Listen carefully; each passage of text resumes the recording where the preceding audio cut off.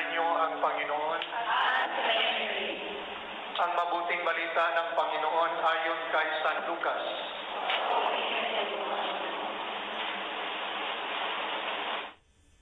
Noong panahong iyon, ang Panginoon ay humirang pa ng 72. Pinauna niya sila ng dala-dalawa sa bawat bayan at puok na patutunguhan niya. Sinabi niya sa kanila, sagana ang aanihin, ngunit kakaunti ang mga manggagawa. Idalangin ninyo sa may-ari na magpadala siya ng mga manggagawa sa kanyang bukirin. Kumayo kayo, sinusubo ko kayong parang mga kordero sa gitna ng mga asong gubat. Huwag kayong magdala ng lukbutan, supot o panyapak. Huwag na kayong titigil sa daan upang makipagbatian kaninuman. Pagpasok ninyo sa alinmang bahay, sabihin muna ninyo, maghari nawa ang kapayapaan sa bahay na ito. Kung maibigin sa kapayapaan ang nakatira roon, sa kanila ang kapayapaan. Ngunit kung hindi sila magkakamit nito. Manatili kayo sa bahay na inyong tinutuluyan. Kanin ninyo at inumin ang anumang idulot sa inyo, sapagkat ang manggagawa ay may karapatang tumanggap ng kanyang upa. Huwag kayong magpapalipat-lipat ng bahay. Kapag tinanggap kayo sa alimang bayan, kanin ninyo ang anumang ihain sa inyo. Pagalingin ninyo ang mga may sakit doon at sabihin sa bayan na lalapit na ang paghahari ng Diyos sa inyo. Ngunit sa alimang bayang hindi tumanggap sa inyo, lumabas kayo sa mga lansangan nito at sabihin ninyo, pati ang alikabok dito na dumikit sa aming mga paa ay pinapagpag namin bilang babala sa inyo. Ngunit pakatandaan ninyong malapit na sa inyo ang paghahari ng Diyos. Sinasabi ko sa inyo, sa araw ng paghukom ay higit na mabigat ang kaparusahan ng mga tao sa bayang yaon kaysa dinanas ng mga taga-Sodoma. Bumalik na tuwang-tuwa ang 72. Panginoon, sabi nila, kahit po ang mga demonyo ay sumusunod kapag inutusan namin sa ngalan ninyo. Sumagot si Jesus, nakita ko ang pagkahulog ni Satanas mula sa langit, parang kidlat. Binigyan ko kayo ng kapangyarihang tumahak sa mga ahas at mga alakdan at yumurak sa kapangyarihan ng kaaway. Walang makapipinsala sa inyo.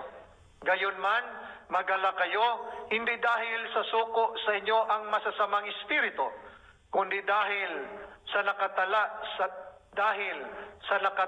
sa langit ang pangalan ninyo. Ang mabuting balita ng Panginoon. Pinupuri ka namin, Panginoong Hesukristo. Yung tema ng ating pagbasa sa Ebanghelyo ay pagpapadala ng mga alagad. Ito ay pagmimisyon. Lahat ay tinawag, pinili ng Panginoon at pagkatapos sila'y ipinadala, sila'y nagmimisyon. Tayo bilang binyagan, tayo rin ay misyonero. Hindi lang tayo miyembro ng simbahan, dapat ang binyagan maging alagad, maging disipulo. Ang disipulo nagmimisyon. Ang mga miyembro hindi nagmimisyon. Miyember ba kayo or alagad? Parang walang sumagot. Miyembro kayo, alagad. Kung alagad, dapat nagmimisyon tayo. Okay? Tulad tinawag tayo sa pamamagitan ng binyag, tayo ay tinawag ng Panginoon para makilahok sa kanyang gawain, pagmimisyon. At ang pagmimisyon, ano yung pagmimisyon? Ipakilala natin ang Diyos sa kapwa. Ipakilala natin ang kanyang kaharian. That's why tinawag ka, nakilala natin si Kristo, at ngayon nakilala natin ang kabutihan ng Panginoon. Meron tayong katungkulan na magmisyon, ipakilala natin siya sa pamamagitan ng ating pamumuhay. Natandaan niyo ba yung Ebanghelyo last Sunday? Hindi na natandaan sa sobrang problema. Di ba yung Ebanghelyo, tinanong, sabi ng Panginoon, sino ako?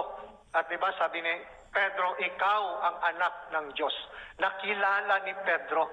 Dahil nakilala niya, mayroon siyang personal, intimate relationship sa Panginoon. Siya'y pinadala, nagmisyon. Sa batong ito, itatatag mo ang aking simbahan. So, kasi yung ating pagmimisyon, na makilala natin siya. Dahil ang pagmimisyon, ang sabi nga ng ating simbahan, yung tunay na pagmimisyon, ay maging saksi tayo sa ating pananampalataya na maipakilala natin siya. Yan ang misyon. Hindi yung misyon na mag-recruit ka para dadami yung membro mo. Hindi yan misyon. Recruit ka, nagdimisyon ka para punta ka sa aming simbahan. Punta ka.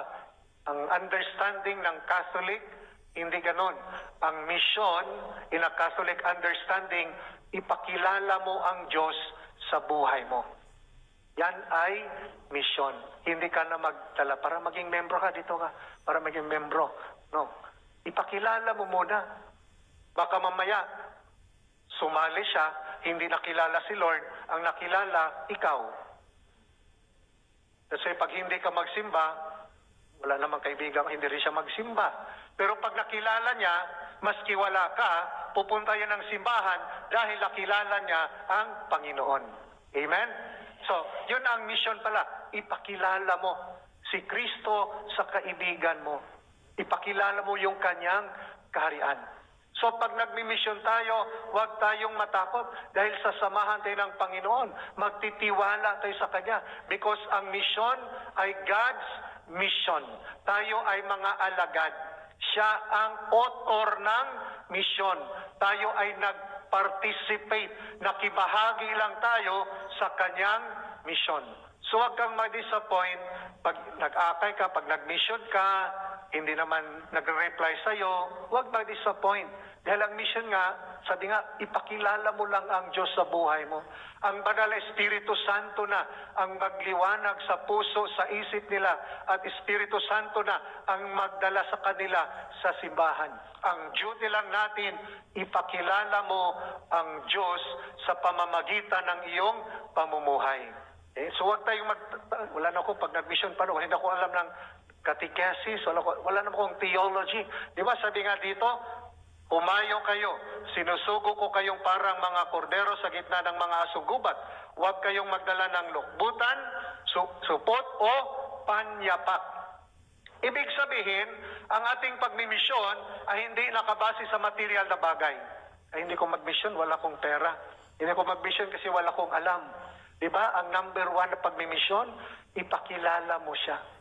Hindi man natin memorize yung Biblia, yung doktrina, catechesis, we can participate the mission dahil ang pagmimisyon, ipakilala ang Diyos sa kapwa natin. Nakilala niyo ba yung Diyos? Tulala. Nakilala niyo ba ang Panginoon? Yun ang ating dahilan, bakit nagmag-mission tayo? Huwag mong sabihin, hindi ko alam kasi hindi ko alam yung doctrine, hindi ko alam yung Biblia. Pag nakilala mo siya, ipakilala mo sa kapwa, nagmi-mission ka na. Alam mo, sister, talagang bait ang Panginoon. Yung unang nangangailangan ako, talagang ang hirap, ang gipit na gipit. No? Pero yung ko ba, may tumulong lang sa akin. God is a provider na hindi ka pinabayaan ni Lord. Huwag mong kalimutan, no? Baka yung tao na yan, ginamit lang ni Lord. Huwag kang of course, magpasalamat ka sa tao, pero Lord, salamat, nagpadala ka ng tao. Yung may karamdaman ka at gumaling ka, God is your healer. Diba? So, yun ang karanasan natin na maranasan. At ibahagi mo yan sa kapwa mo. At huwag kang matakot, i-share. Huwag kang mahiya, i-share ang karanasan mo sa Panginoon. So magtiwala tayo, di ba? Huwag tayo daw magdadala.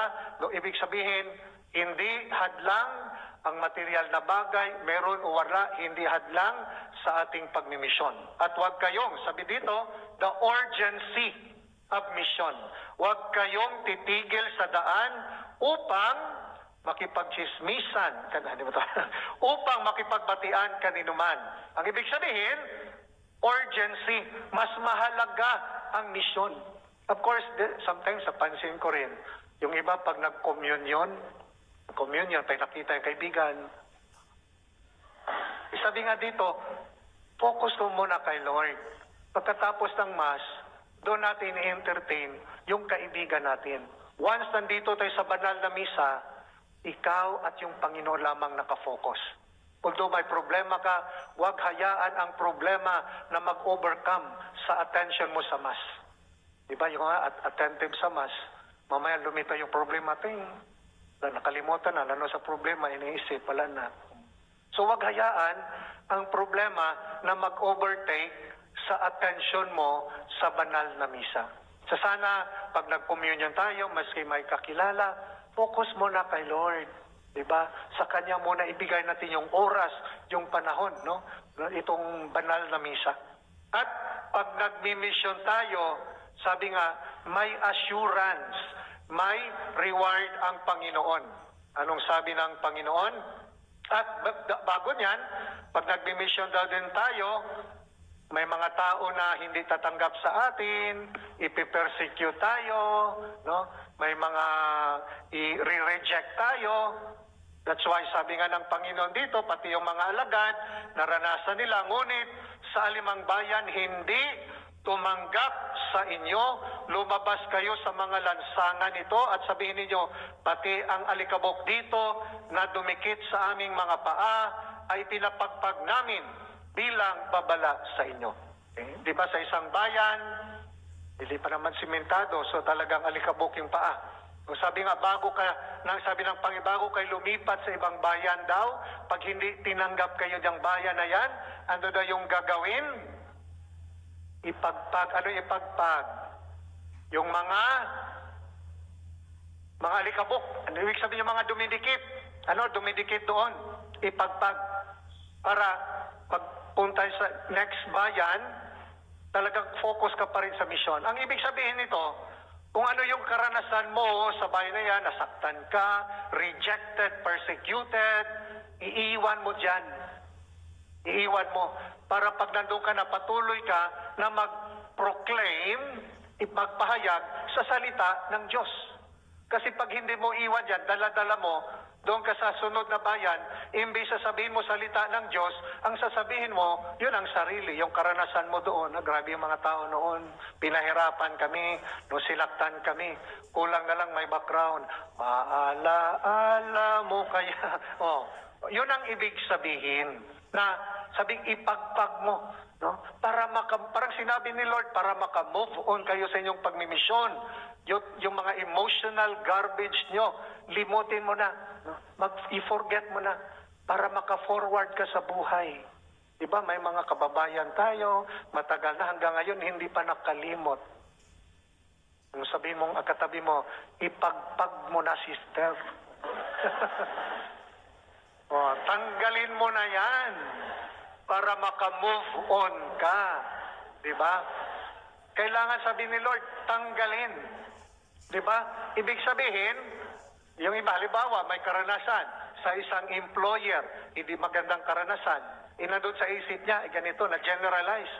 Maski sa next employer, bago yung pambait sana, pero andun yung karanasan mo, hindi mo pinagpag, hindi ka rin masaya doon. Kasi naka-record na sa isip mo.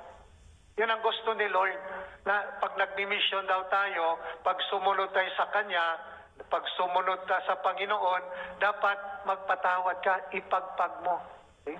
Yung iba, that's why yung iba, pag manasasaktan, lipat-lipat ng community dahil nasaktan. Okay lang sana maglipat ng community, hindi lang magpapalit ng asawa. Ganun. Okay, so, ang punto na, so, ibig sabihin, ang pagmimisyon natin, di ba, dapat ka-focus tayo sa salita ng Diyos. No? Hindi yung sarili. Kasi hindi ang ipalaganap natin, ang misyon, sinong ipalaganap? Sinong ipalaganap natin? Si Kristo, hindi yung sarili mo. Okay? Si Kristo ang ipalaganap ang kanyang kaharian. Kung tayo ay nagmimisyon, siguradong may reward, sabi ng Panginoon. Gayunman, mag-alala kayo hindi dahil sa suko sa inyo ang masasamang espiritu, kundi dahil sa nakatala sa langit ang pangalan ninyo. Anong nakatala sa langit? Pangalan, hindi utang. Ang pangalan ninyo. Okay? So, ibig sabihin dito, dahil sa pagmimisyon, tumutulong ka sa gawain ng simbahan, hindi makalimutan ni Lord yan. Pagdating mo doon, kaharap si San Pedro, tumatawag na. Kaharap sa Pedro, yung pangalan mo, nandito na yung pangalan mo. Pasok, pasok sa langit. Di ba? Pag nagdimisyon, gumawa tayo ng kabutihan, saan daw nakaukit yung pangalan? Sa langit. Di ba? Gusto yung makaukit yung pangalan nyo sa langit? Anong gagawin natin? Magmisyon. Sabihin mo sa katabi mo, sister, you are a missionary. Okay? Nagbimisyon tayo. Ano yung mission? Diba, ipakilala si Kristo sa kapwa. Hindi na kailangan pumunta ng Papua New Guinea, Africa. Baka doon mag-reels ka lang doon. Ang pagmisyon, ipakilala mo. Diba? That's why, kung napansin natin yan, we should discern, no? Tingnan mo sa Facebook, sino bang nagmimisyon? Baka ang nakilala, hindi si Lord. Baka sila ang nakilala. Diba? So, ang pagmimisyon, ipakilala ang Diyos. Maski ang sarili hindi makilala, importante makilala si Lord. Dahil ang reward sa pagmimisyon, ang pangalan ay nakaukit na daw sa langit. Diba ang ganda? Gusto niyo bang pumunta sa langit? Anong gagawin natin? Magmisyon. Ano yung misyon? Ipakilala ang Diyos, no? Sa pamamagitan ng ating pamumuhay, ng ating paglilingkod sa kapwa. Amen.